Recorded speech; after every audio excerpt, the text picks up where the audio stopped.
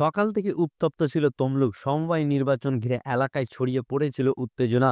বিকাল হতেই সবুজ আবির উড়ল তমলুকের আকাশে। Tamluk town credit cooperative society নির্বাচন জয় পেল তৃণমূল কংগ্রেস।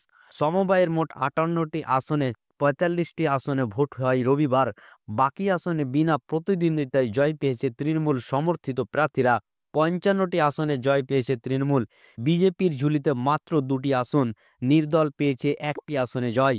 রবিবার তমলুক টাউন ক্রেডিট কোঅপারেটিভ ব্যাংকের নির্বাচন ঘিরে সকালে তৃণমূল এবং বিজেপি প্রার্থীদের মধ্যে অশান্তির ঘটনা সামনে আসে।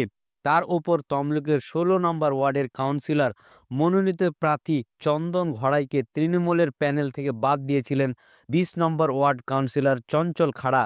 তারপরে তৃণমূল সমর্থিত নির্দল হিসেবে নির্বাচন লড়েছেন চন্দন ঘড়াই।